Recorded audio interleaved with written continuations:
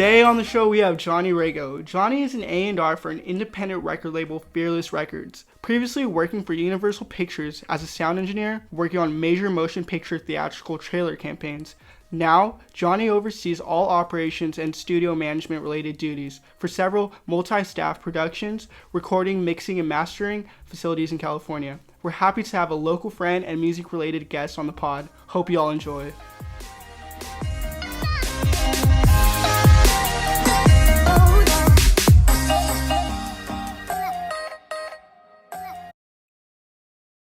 All right, we got Jonny Rego, A&R for Fearless Records. How you doing, Jonny? I'm doing great, man. Given the circumstances, I think doing as well as can be expected during all this weirdness. Yeah, so before we hit record, Justin asked you how everything's going with the whole coronavirus in your career. Can you tell us a little bit about that? Yeah, I mean, for being on the label side of things, I think we're just trying to stay as creative and as busy as we can. And trying to really, keep our artists motivated and keep them still optimistic about the rest of the year and then going into next year. But it's uncharted territory. It's a scary thing.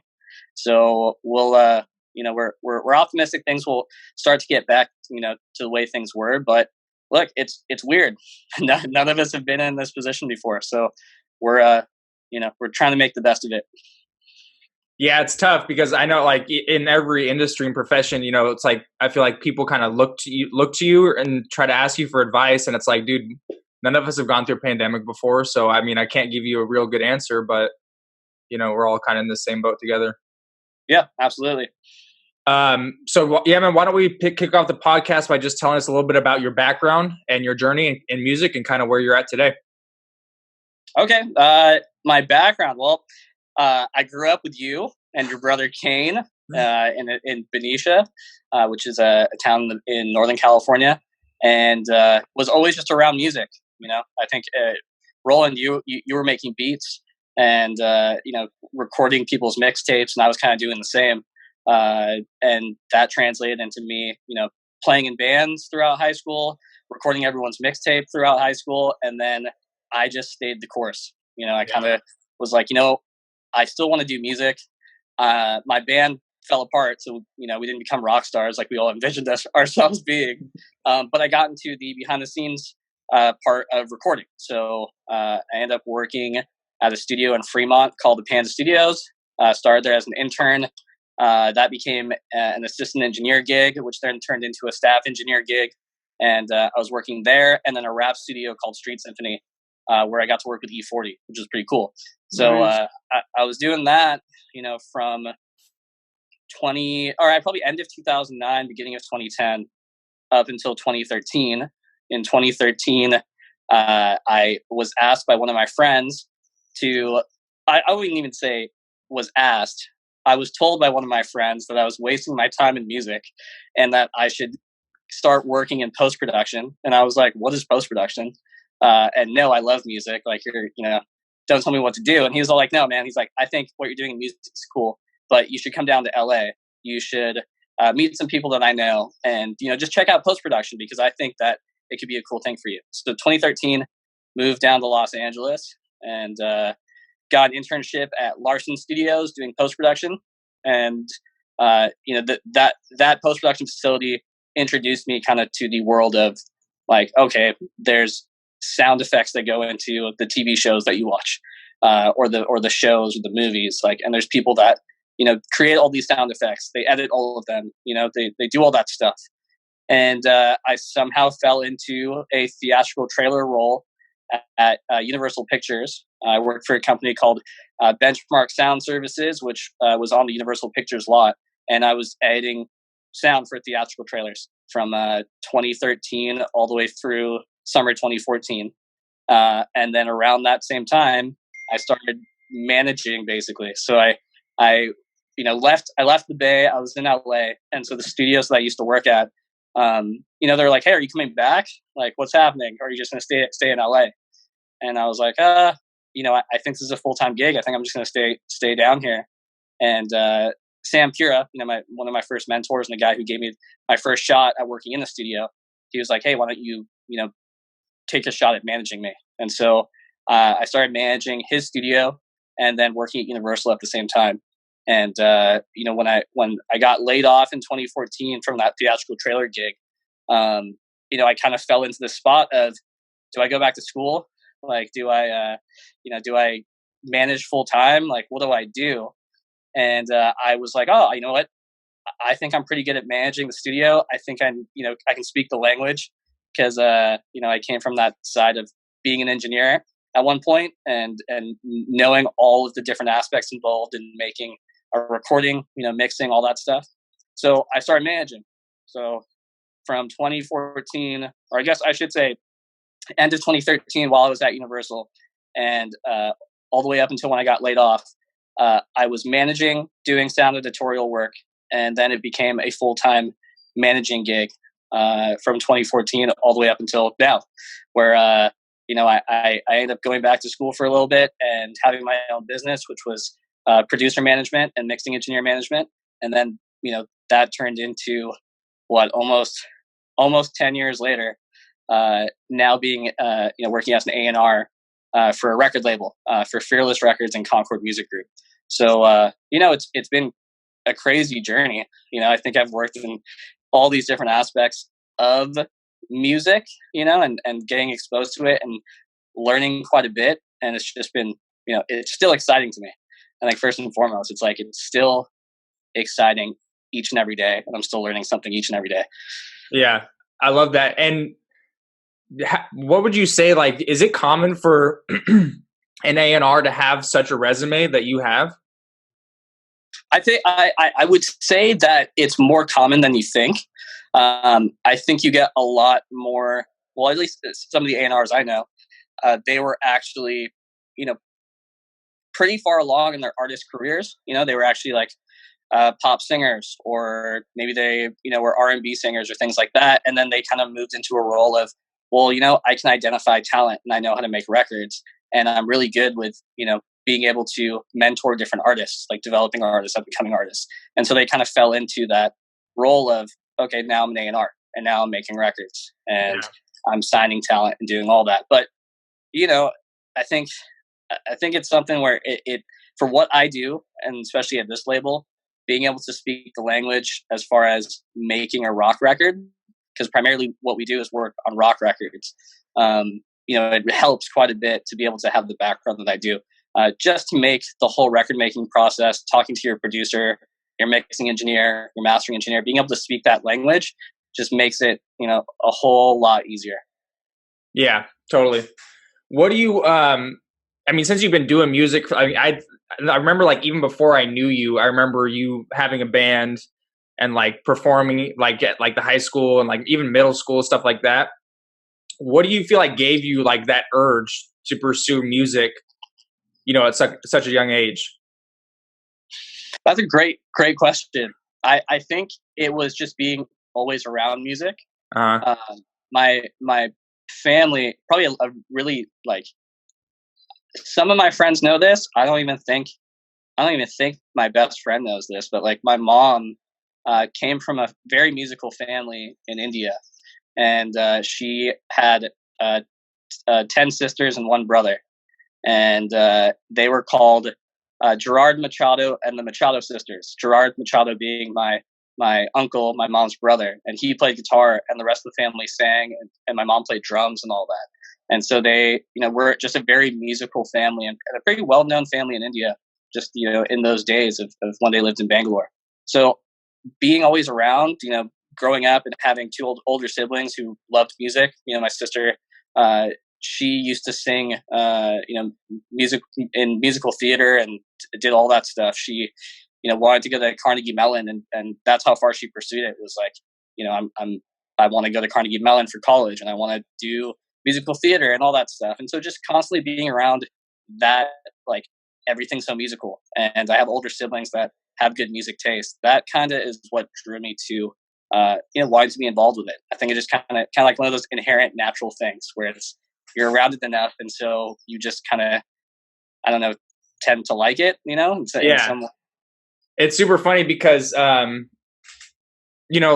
even when we would like try and collab on stuff, like you were just on such a crazy different level. I mean, obviously you always just immersed yourself into music, but I remember one time you made this beat and then you had your like sister like sing the hook on it or something. And I was just like, all right, yeah, your sister can just sing like out of nowhere. That's like, it's just super, super common.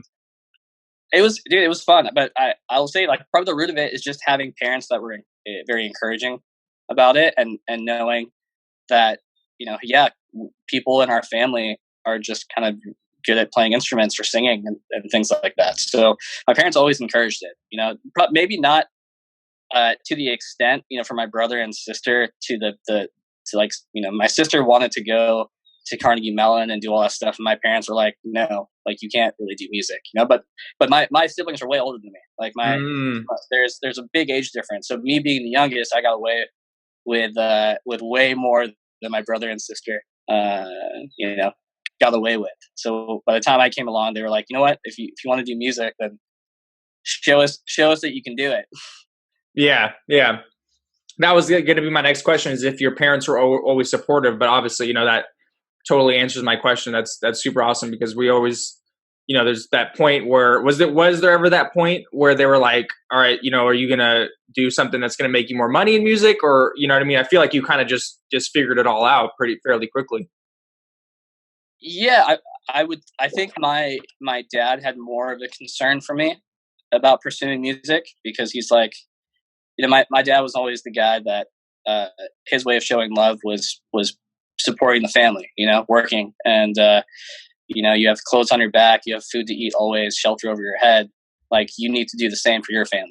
Right. And music's such a hard thing, entertainment's such a hard thing.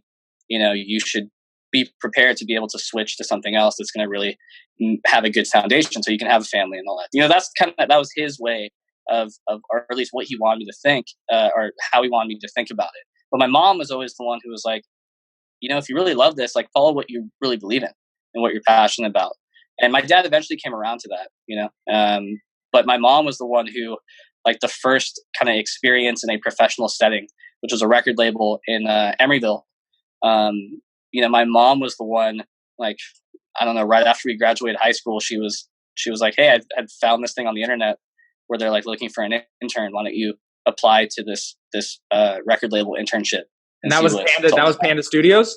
That was absolutely Kosher Records. It was a small independent record label in Emeryville at the time. So that kind of was like, I was like, oh wow, like my mom is being supportive of it. Yeah. Because before, like, they coming from an Indian family, education's a huge thing. So when you tell them, like, yeah, I don't want to go off to a traditional 4-year college or whatever, then that they're like, really? Like, what are you talking about? Yeah. But my parents were always like, look, you can do this. You should probably try and get internships, because those will probably help you, which eventually led to, me getting that internship with Sam, getting that internship at Absolutely Kosher. And then from there, just being able to kind of, be around it enough to be like, oh, I can have my own business, or I can try and find a way to have a career from all this. Totally. So with your internship process, talk to me about that. How was your experience? And do you think soft skills outweigh hard skills, or the other way around? I mean, define soft skills and hard skills. So hard skills, like technical abilities. I'm sure, you obviously have to like learn how to use some like musical software, but soft skills as in just networking and showing you're an asset through just talking with people, being a people's person, essentially. I think being a people person has definitely helped me quite a bit. I think there's something to be said for being able to read the room, and just be able to, kind of see things from other people's perspectives and have empathy. I think that's helped me quite a bit, as just being able to, how I eventually got to this role, because for what I do, it's definitely way more of a, yes, you have to be able to kind of make the tough decisions and be able to kind of guide people in the right way. But you can only do that if you also can understand or try and relate, whether it be to your artist or to like someone you're working with. If you're kind of just hard headed all the time, then sometimes, disaster happens, or just, people don't want to work with you. And so you end up just kind of being in the same spot. So I think it helps that I can, like I said, speak the language. So having skills and like being able to know how something is done so that you can seek out all of the people who are just the best at that certain thing, like the record making process. It's like, I think I realized, working with Sam at Panda, like Sam is so good at what he does. He's not only incredibly intelligent, but he's just so good at the technical aspect of making records. And he, seeing that, I was like, man, I had that kind of moment where I was like, am I going to be the best recording engineer in the world or the best mixing engineer? And I was just like, yeah, no, I'm not. And so that was like the kind of like aha moment of, well, if I'm not going to be the absolute best at this, I need to try and do something else, because I'm just wasting my time right here. Which that kind of blows my mind, because even us being in your room working on music, like, dude, you were like a technical, like, genius. And you know what I mean, in my eyes. So it kind of baffles me to think that you were in an actual like studio, like doing engineer stuff, and you didn't feel like you know what I mean? I don't know. That's just my mindset on it, because I mean, just for everybody listening to this, like, you are you had everything down to, from what I saw, to like a T, technicality wise, and just knowing your software, knowing everything, like, knowing a lot of stuff. So it's kind of crazy that, just how, good you were at the technical stuff. So I like, just to kind of piggyback off Justin's question, do you feel like you had more trouble getting technical stuff down, or more of the people skills down? Like, which one did you have to work on more, if you did? I had to work a lot harder at the technical stuff. Really? Yes. Just because the level that, and actually, you know what? I would say that it's both still a work in progress, you know? And it's not like I haven't mastered both. I can't say that, like, I don't think I've mastered anything at all. I think I'm constantly learning. And every single day, like, if I feel like I'm failing, then I'm probably learning something from that failure, as long as I'm not making the same mistakes over and over again. But the technical side, like, yes, I was good. I think for the environment I was in, and I think everyone are like, it's like equivalent to people who are like the best football players, right? At your high school, you're like, man, that person's great. Then they go and try and play college ball, and they're up against the best of the best from everywhere else, and it's a different level. Like that was like, we were your stepping stone. I don't think that was stepping stone. I mean, look, there was Corey McMoyler and Austin Scott. Like those guys, like, I looked up to them as like, wow, you guys, like, Corey, you're incredible songwriter.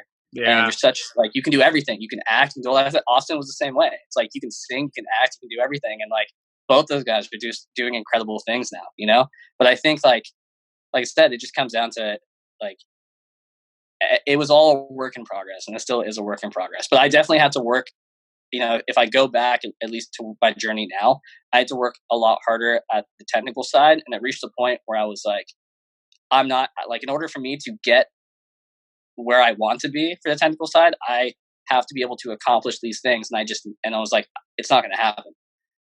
I was like, I know that my shortcomings are that, but I can excel. At least I think I can get better and be able to constantly get closer to being at a mastery level of, like, the people skills, and, being able to build my network and be able to, just have, like, be able to identify, like, talent, be able to identify, who are the people who I think are, like, the best fit for this record on the recording side, or, the mixing side, and all of that. Yeah. If you could give us a good breakdown of what the role is of an A&R. So A&R stands for Artist and Repertoire, which basically means that, you're not only responsible for being able to kind of scout talent. That's kind of how A&R start, is like, you scout talent and you bring stuff to the table as far as new artists. But at the same time, you're also a record, you're making the record, whether it be, I know some A&Rs who get involved in even crafting the songs, because they are like they understand song arrangement, and they understand, like people like you at the major label level, you hear a lot of people being like, yeah, that's a hit, you can identify a hit, so you're a hit maker and this and that. But some A&Rs can do that. For me, the majority of what I do in A&R is it's project managing the record making process, and so that's from, first of all, understanding what the artist's vision is, being able to help them achieve that vision by pairing them up with the right team, and being able to kind of make those decisions with confidence. That's a big part of what we do on the A&R side. Is most artists come to us and they're like, hey, like we have the vision for this record, but we need help. And we need help identifying what are the strongest songs, who would be the best producer to go to for this, who'd be the best mixing engineer for these songs, hey, do we need a specific song for this type of territory? Because, the world one song that is a big hit and one in the US may not be a big hit in Europe, So being able to identify those things and just be able to have, that information and give it to your artist and then shape a record, So the big part of A&R is, yes, signing talent. That's definitely something that we do. And then the other is building a career, man. We're always trying to build long, thriving careers for our artists. That's awesome. So, I mean, with all of that, right, I know you can like have systems, for project management, but yeah. I feel like dealing with artists, it's got to be a lot more sporadic than that. Am I kind of right on that? It's not like was it one size fits all type thing? Yeah. Like, it's not just, you have to, like I said, reading the room or just being able to relate to others, or even if you just be able to hear them out, like that's what it is like, I think the A&R role is you just have to be able to relate to other people, and artists specifically, and we I think we try our best, and this is probably the same for any label, is like people don't sign artists, especially at our label, we don't just sign things just because it's like, oh, we're going to make a bunch of money off that, more times than not, and I would say just about every time, we sign things because the team behind the label like believes in the art and believes in the project and sees a vision or shares the same vision. And so, we're constantly trying to be able to, excel at that aspect, be able to kind of help our artists achieve what they want to, what they want. And it's different for every single artist. It's not the same. Yeah. So, whenever I hear music industry, I always think of the term industry plant. And you being an A&R, you're kind of the who curates that. Just talk to me about that whole idea of industry plants, and do you really believe? Well, you're the A&R, so like, just talk to me about industry plants. I mean, I think for industry plant, everyone's like, oh, Billie Eilish is a industry plant. She had a leg up on everything, but that's not too different than like me saying to you, like, well, I came from a musical family, and like I was just always encouraged to do things, and and so I made it here. I don't know, like I don't really put too much like emphasis on people saying like industry plant stuff. Like, it's hard no matter what, man. Like, it's not, this industry isn't something where someone has a crystal ball and they make, the right decision 100% of the time. That's not how it works. Most A&Rs in this business are, you get maybe one hit if you're lucky. You get one thing that resonates, and that if you're lucky. If you have more than one, oh my goodness. You're probably an owner of a record label, or you're probably been promoted. You're the president of that record label, or whatever. So I don't really put too much weight or emphasis on industry plan stuff. I think it's hard no matter what. Because look, we all know you can try and I can take something and be like, oh, I can just throw some money at that, and people are going to like it. That's not how it works in 2020. People are consuming music and listening to music and discovering music in so many different ways that like just throwing money at something and putting it up on a billboard isn't going to necessarily mean that that's going to get a following or people are going to care about it. I think the only thing that really matters is stuff that's genuine, and people can sniff out things that are disingenuous so easy, you know? So also, in regards to like the whole social media and all the internet stuff that's going on right now, people are coming up just straight. They're posting their stuff on Instagram, and then it goes viral. A lot of artists nowadays, like the Catch Me Outside girl, she's like a huge rapper now. Yeah. Like, how do you feel like that affects with like you being an A&R? Like, because essentially, sometimes like you're the one looking for talent. Do you like go out to social media, or talk to me about that? Yeah, I mean, I use everything. And the common question is like, how do you discover new talent, right? How do you discover new artists? And it's crazy. Like, we came from, at least Roland and I, right? It's like I didn't have a smartphone until I think I was like 3 years out of high school. Like where I had an iPhone, and even then, I didn't have Spotify. I didn't have Apple Music. I didn't have streaming. Yeah. I don't even think I was really using YouTube all that much to discover. I was just like discovering things through a sampler CD at Zoomies or something like that, maybe. But now there's so many tools. So at the major label level, there's definitely like the A&R role has become a separate thing from the A&R research role, where they have teams dedicated to A&R research. And what that means is that those teams flag things that are trending. And now with like Spotify, if you're an artist and your music is on Spotify, you now have an app called Spotify for Artists, and it lets you see all the analytics. Like Universal, Warner, Sony, they all have back end stuff that basically flags for them all the top trending things each and every day. And that research team or person then passes on like something that could potentially be a good fit for what they're looking for, because it's checked box A, B, and C. They send that to their A&R, and their A&R is like, oh, this is cool. Like, cool. I'll go and fly out tonight and, try and close the deal or something. That's kind of how it works. With us at Fearless, we still have the ability, like research is a big tool and we do use it, and we do all use those, oh yeah, that's kind of seems to be trending right now, so maybe we should check it out or listen to it. But it starts with us with the music, and then from there, everything else, we'll take everything else into account. But we still have the ability right now to kind of lead with like, okay, do you hear something in this? Yeah. Like what's your gut feeling in it? Because you could have all the data in the world, and like I said, data is probably more useful as something to kind of justify what you already think. But yeah, like I said, we look up things like we use Spotify backend data, all the different data from Warner, Sony, Universal.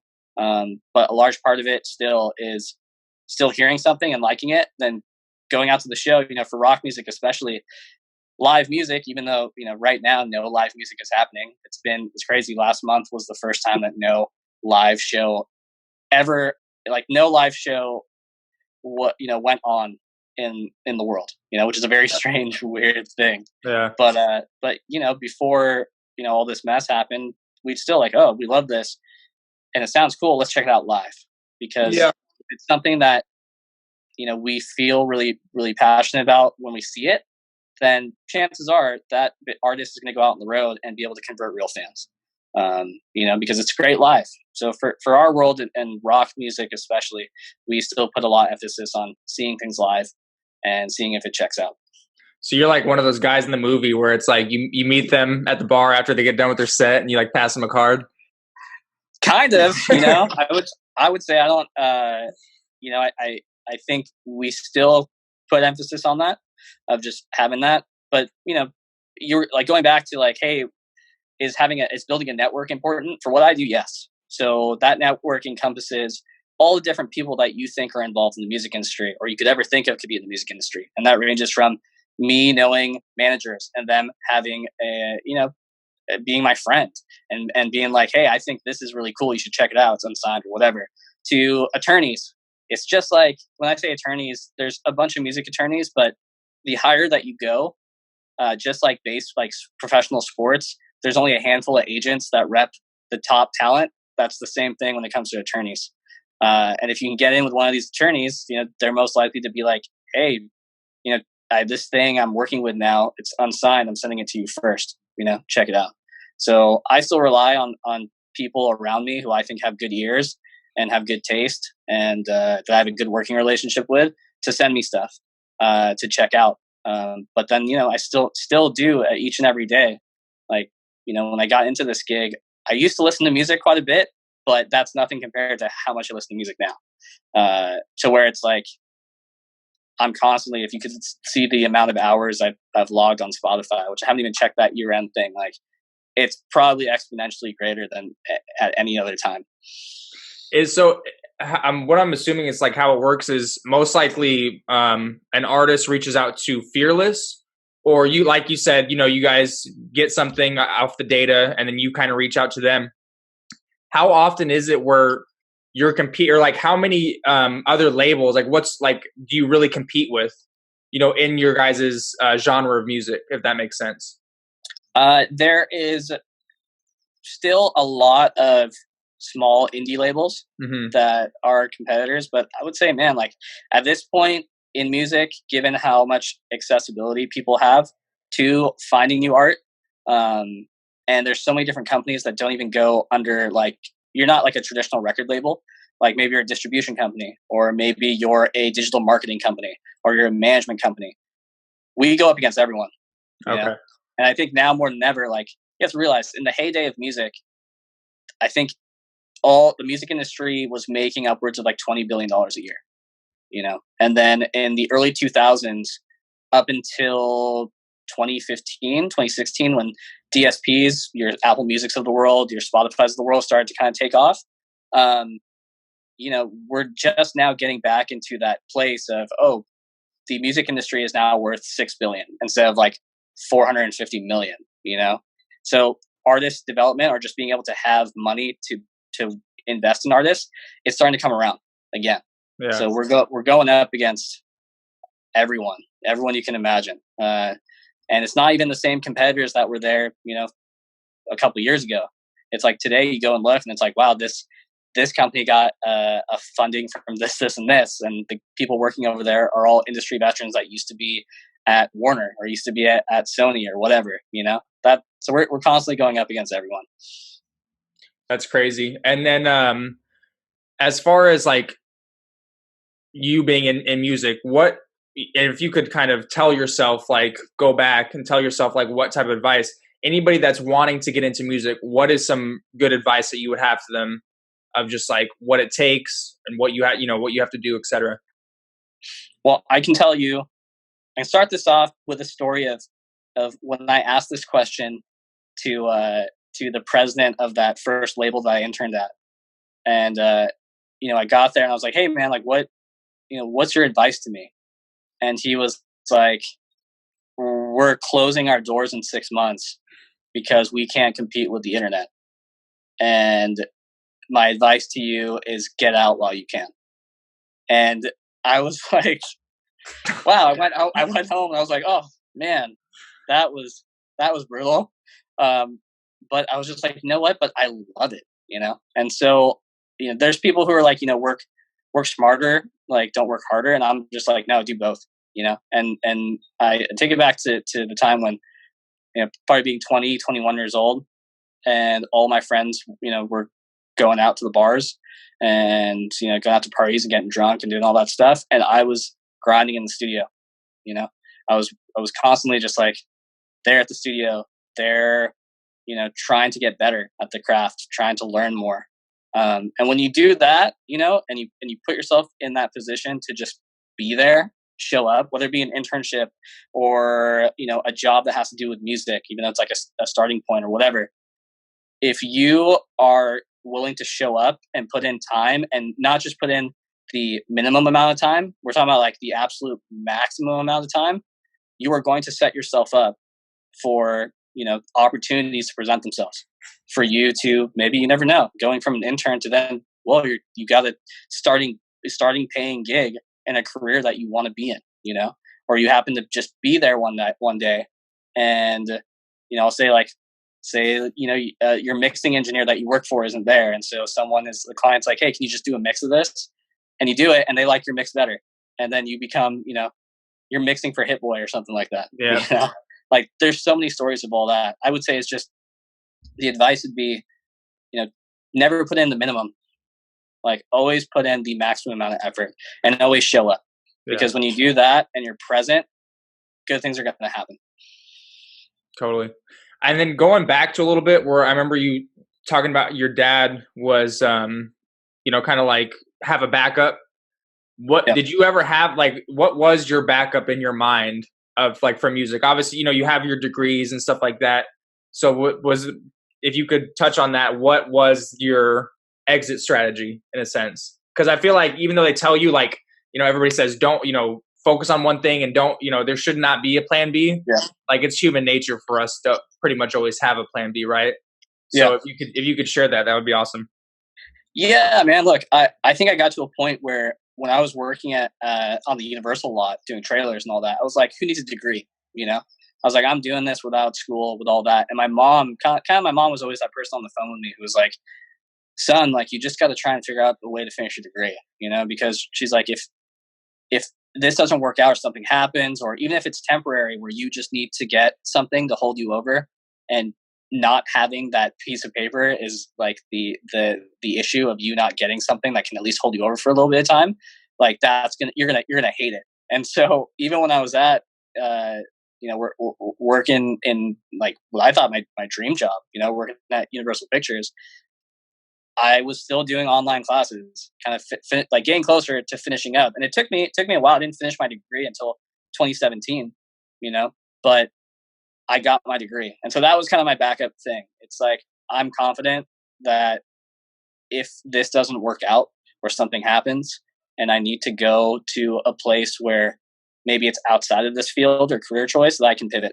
and I can do it. And I would say, that exit strategy was making sure that I buttoned up everything on the education side, and that no one could say to me like, well, we gave it to this person because they have a degree and you don't. Totally. So Fearless Records is an independent rock label. If you could pick any other genre of music to conduct A&R work for, what would that genre be and why? Oh man, I would say like Latin trap, man. I think that, like, dude, that's like the most exciting style of music and genre of music for me right now. With everything coming out from Latin America, is just incredible. So you're talking about like Bad Bunny, like Bad Bunny, J Balvin, Kazoo, like all that stuff is freaking so cool, and it sounds so awesome. Oh, yeah. If not that, I think probably just like mainstream pop, but I know so many people who work in that side. That's like, it's kind of it's just like, it's so like music industry is always cutthroat, but I think at that level it's like so cutthroat. Like if I could take, like, I love all types of music. I think the only thing that I don't think I would feel confident in myself doing is probably country, just because I haven't spent enough time, I think, really, dissecting and understanding like country music and people who love it, and like what, going to country music festivals. Like I should go. I think that's going to be on my list of like, when festivals start opening back up again, it's like, I'm going to go and experience a country music festival and try and take it in. But honestly, man, like I would be happy doing anything, like working with any type of genre, as long as I felt like, oh man, like there's exciting artists in it. And now more than ever, dude, we live during a time where people have access to make music so easily now, like, and some 7-year-old kid with just his laptop and a MIDI keyboard, not even a MIDI keyboard, just their freaking laptop with some samples and stuff, can create like a super cool instrumental or song or whatever, So again, I think if it wasn't Latin trap music, I think I would be happy just working in any other style of music, and it's all good. I love it all. I'm pretty surprised at that answer. I feel like I mean, just because we obviously did like beats together, but you've always done every type of music. But I could totally see you like in like being A&R for like just rap and hip hop. Yeah, like, dude. I love it's cool because at our label Concord, there's there's a handful of other labels.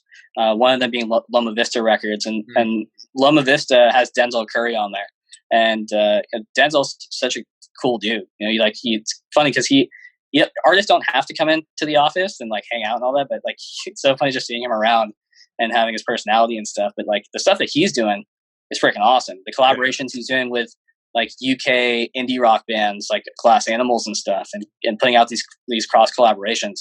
Like hip hop is definitely, I would say, yeah, cool. If I had to narrow it down, like hip hop, right? Because there's no rules for the most part in hip hop. You can do so many different collaborations, and now more than ever, people aren't going to just judge you because it's like, oh, that's not freaking, hard gangster rap. It's like, no, you can do anything. Yeah. Have you ever had a time where like, you're supposed to get flown out and go, close this deal essentially? Has there ever been a time where like you just really didn't mesh with that artist? Like it was just like you really couldn't get through to them or anything like that? No. I mean, I think I'm fortunate that I haven't had any of that. I think definitely experienced, things where, obviously experienced deals not going through. I think that's just part of the business. Is either an artist gets cold feet, or just like the deal's taking too long and it just doesn't work out, or other offers come in. But I would say me not personally not meshing with someone, no. Okay. I've been fortunate enough to where I think probably the majority of our roster, if not everyone, like people are working with us and like working with us because we can communicate effectively. That we understand their vision, and it's not a it's us versus the label type scenario. Like they know that you're just trying to do your job. You're just trying to be a good partner. So yeah, I don't no horror stories like that, or no not meshing stories. Do you you're indie, like obviously with like bigger labels and stuff, they have like all these like codes and stuff, but with being indie, you could kind of like do your own thing and have your own ethics and morals and stuff to go by? Yeah, I think we operate, Fearless being part of the Concord system. We operate as a mini major, where we have the resources and we have the international team. If we need to be able to kind of pull on that infrastructure and like be like, hey, and we have an artist, and either maybe it's outside our wheelhouse, and so we need help, or we have this song that we think could be really great, in this territory. So we need to call in, other people. Like it's cool in that aspect that it works like that, which is very similar to how majors work. But we're not, we still maintain our own identity, which is awesome, And I think we don't have we haven't reached the point where we're overwhelmed by the number of artists that we have, which I think is maybe potentially an issue at the majors, is that there's so many things that are signed and so many different teams and so many different things that it's probably very hard when something's like, all these different artists are being shoved down the same pipeline, for what we do. And because, the size that we are and just the company that we work for, we're not running into those issues, which is good. We're still being able to maintain our own identity and not be forced to just do something because it's like the data tells you to. Jonny, who are some of your mentors in the music industry that have really helped you out? And, like you've touched on some of them, like Sam. Yeah. Whether it's right now or throughout your whole career, who do you kind of credit kind of taking you under their wing and just really helping out? I would say definitely Sam, for sure. Sam Pura at the Panda Studios. He was the guy who gave me my first shot, and Sam's like just such an awesome dude, the kind of guy that, he at times, he cares probably more about the art than maybe the artist sometimes. And I think that's his thing, is like, he's just a guy that's so passionate about it. And I haven't really met anyone like that. That's just like, in that sense, him being a producer, an engineer, like he's just a whole different level. But definitely him very early on, just kind of giving me my start, not just being all like, oh, this kid, doesn't know anything, like, or I'm not, like, he's a waste of time or whatever. No, he was like, if you want to do this, commute here, Fremont's like 70 miles away, like, commute here every day and show me that you want to be a part of this. And so him just giving me that opportunity was great. Another person, My friend Alex, Alex Knickerbocker, who went to Benicia High.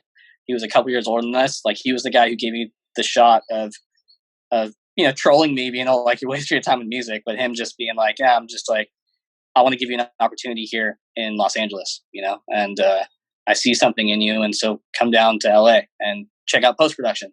He was another mentor I had. Pedro Jimenez, he's the theatrical trailer mixer that I worked for during my time at Universal, and he was great as far as showing me how the business on that scale operated, and just seeing like being able to connect the dots at that point, being like, wow, like, it's important, yes, to like have great product, but it's also very important to understand your client and, on a personal level, just like be more client centric. And so that kind of led me down the path of the management side, was just starting my own business and being like, okay, bring the pieces together and, do more of the managerial stuff. He was the guy who showed me that. And then from there, Bob Becker, who's the former president of Fearless Records, he hired me at Fearless in 2017 and gave me the opportunity, and he was just like, these kinds of gigs don't just come up. He was like, I want to give you an opportunity to figure out what you want to do. And he didn't have to do that, but he did. And I'm so grateful for that. And then, he moved on to a chairman's role, and then Andy Sarayo came in, and he's now my boss, and he's the president of Fearless now. And he's the absolute best dude ever. He's the guy that, I can talk to him for hours and just be like, just talk music, and at the same time also talk just life in general. And he's just so willing to help out everyone around him, And I think for someone at his level, and who has had success and been in this industry for so long, people don't have to be nice to other people, like there's definitely probably, there's lots of people that have egos out there, but he's not one of them. And that has just kind of, kind of rubbed off on me in a way where it's like whatever ego that I thought I had, or whatever ego maybe I didn't even know I had, he was the first to point out, like, look, like, starve the ego, feed the mind, and try and give back as much as you can whenever you can, and be in this for the right reasons. So those individuals right there definitely been mentors, and continue to be friends, and mentors at different times in my life. Yeah, that was an awesome answer. That was super detailed. I have to ask this: you being in the industry, is LA as weird as people kind of make it out to be? There's definitely weird aspects, but look, like, you can go and end up at different bars in San Francisco and be like, what the hell is going on? Yeah, totally. Like, what's happening? Yeah. So I think, like, if you grew up in the town that we grew up in, Benicia, and or Vallejo or wherever, and you didn't see anything else outside of that, not even San Francisco, and then end up in LA, you'd be like, oh man, like, this feels like I'm out of my comfort zone for sure, and like, this is weird. And like, it may be more emphasis on people that are more career oriented, or want to just get to a bigger, just either be rich and famous or whatever. It just seems like when I moved down here, it was way more of the melting pot of people from all different places that were here to be able to improve themselves in whatever way, whether it be like they wanted to be an actor, or they wanted to be a comedian, or they wanted to do any of that.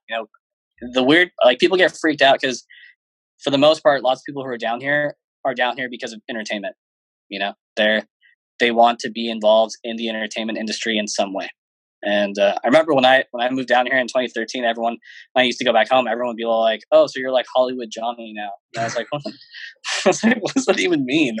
They're like, "Yeah, so like you see like movie stars all the time and all that." It's like, I mean, I don't know, sure, yeah, maybe like every now and then, but no, it's not weird, man. It's just like, I think if you grow up in a small town and you come to any of the kind of mainstay cities, whether it be New York or San Francisco or Los Angeles, you're going to be taken out of your comfort zone in some way, you know, and people either love that, which I loved it because it kicked me into a different gear and kind of made me get more serious about what I wanted to do, you know? Yeah. And I loved it. And then some people just don't, you know, some people are like, this isn't for me. And so I'm going to head back home. That's totally fine. You know, that's totally cool. But yeah, I don't think weird isn't the word that I would use. I would just say it's different, you know, It's different.